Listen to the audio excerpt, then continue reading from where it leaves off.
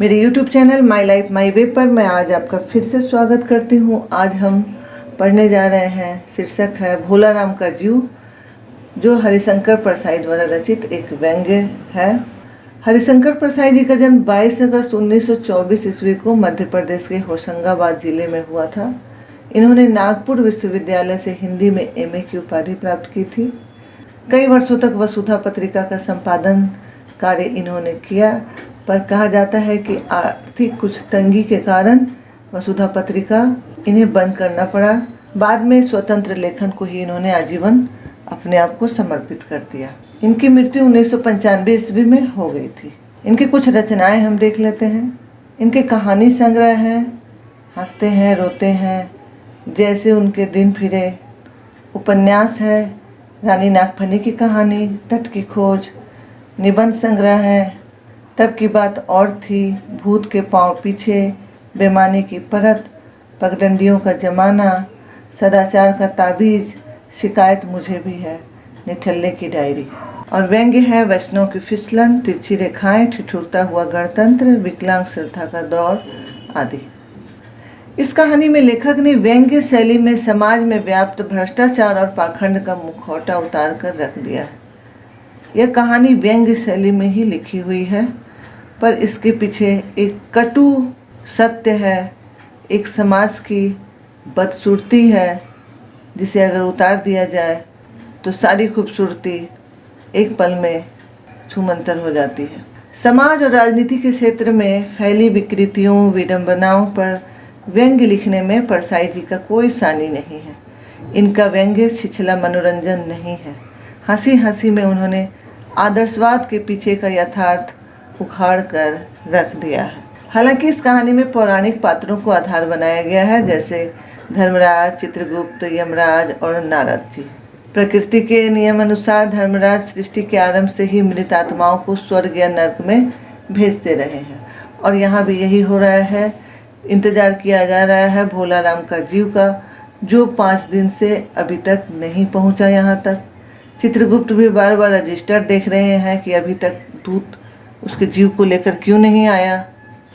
इसी समय चित्रगुप्त धर्मराज को पृथ्वी पर चल रहे रेलवे विभाग, इंजीनियर के भ्रष्ट कारनामे, ओवरसियर, राजनीतिक दलों एवं ठेकेदारों के कुकर्मों से परिचित भी करवा रहे हैं।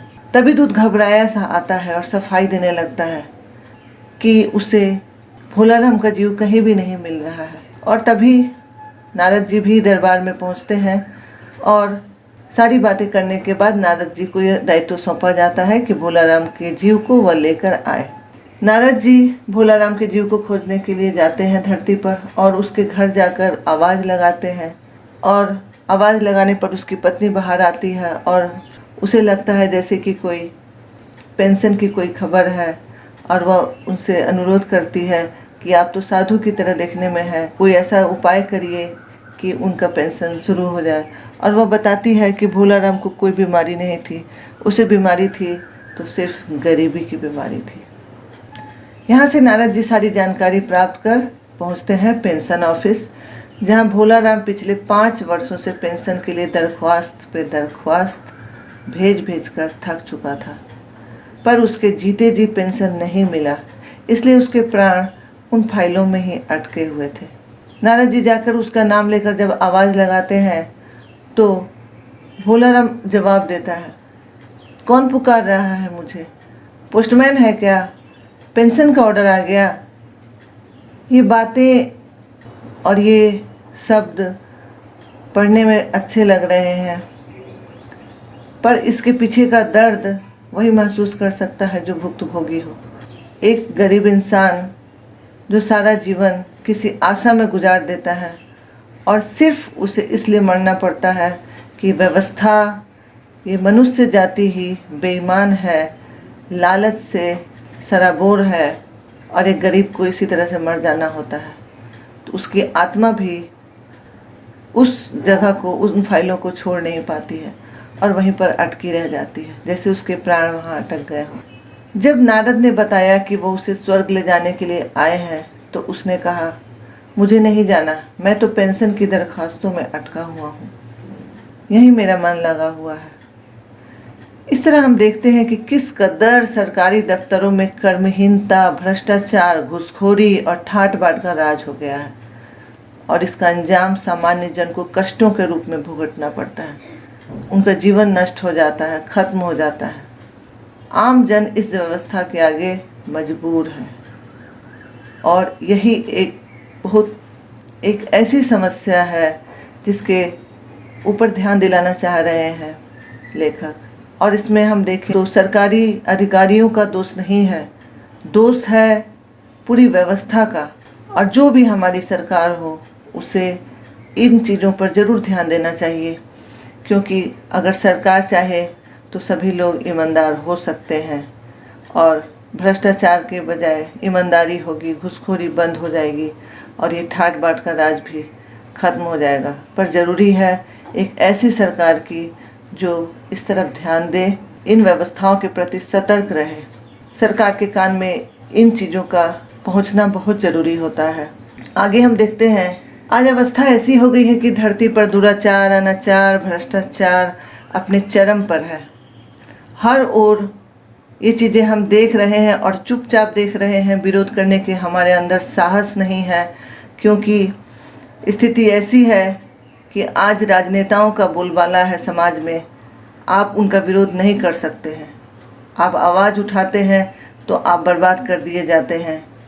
वो किसी को भी मरवा सकते हैं और पैसे के लिए अपहरण करा सकते हैं, आपकी ज़मीन लूट सकते हैं, आपकी गाड़ी कमाई को लूट सकते हैं, आपको बर्बाद कर सकते हैं। यहाँ तक कि रेलवे से भेजा जाने वाला सामान भी बीच में अफसर उड़ाकर अपने घर ले जाते हैं और इसकी जांच करने वाला सिस्टम आज नहीं है।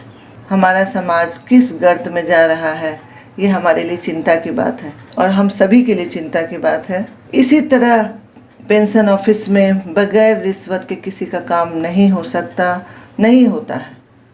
जैसे मंदिर में पूजा की सामग्री भेंट चढ़ानी पड़ती है, उसी तरह पेंशन का ऑफिस भी एक पूजा स्थल की तरह बन गया है कि वहाँ पर आपको पहले भेंट चढ़ानी होगी, यानी घूस देना होगा। यहाँ तक कि इतने ठाट बाट उनके होते हैं कि बिना अनुमति के आप अंदर प्रवेश भी नहीं कर सकते हैं, आप बात भी नहीं कर सकते हैं, अपनी बातें रख भी नहीं सकते हैं। नारद जी को ऑफिस के बाबू ने ये भी बताया कि भोला राम की जो अर्जी थी उसके ऊपर कोई वेट नहीं रखा था। यहाँ पर वेट वो नहीं था जिससे पेपर को दबाया जाता है, किसी कागज को दबा कर रखा जाता है, बल्कि घूस की बात हो रही है यहाँ पर। इसलिए वह गायब हो गया। वह यह बताता है, वेट नहीं होने के कारण वह गायब हो गया।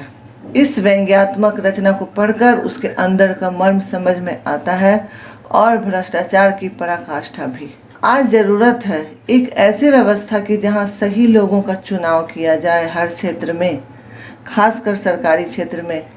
सरकारी ही क्यों, हर क्षेत्र में होना चाहिए सही लोग का चुनाव, और ये चुनाव नैतिक आधार पर होना चाहिए, न कि सिर्फ प्रमाण पत्र देखकर, क्योंकि इस भ्रष्ट व्यवस्था में प्रमाण पत्र भी खरीदे जाते हैं।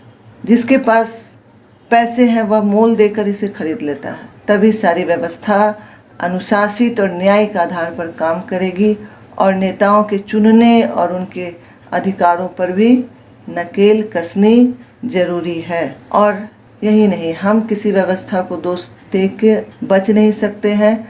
हम सबको खुद भी, अपने आप को भी ईमानदार बनाना होगा और अपने अंदर मानवीयता को जिंदा रखना होगा। यही इस कहानी का उद्देश्य जरूर रहा होगा परसाई जी के लिए, और उन्होंने यही बताने की कोशिश की। पर कितने लोग पढ़ते हैं और अपने तरीके से इसे समझते हैं, और इसे सिर्फ पढ़ना नहीं, इसे समझना भी बहुत ज़रूरी होता है।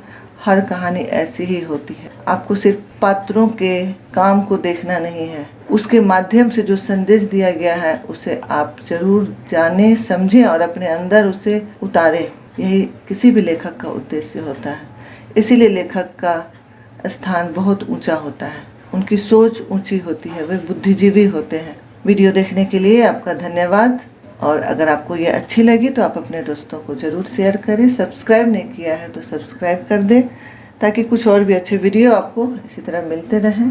धन्यवाद।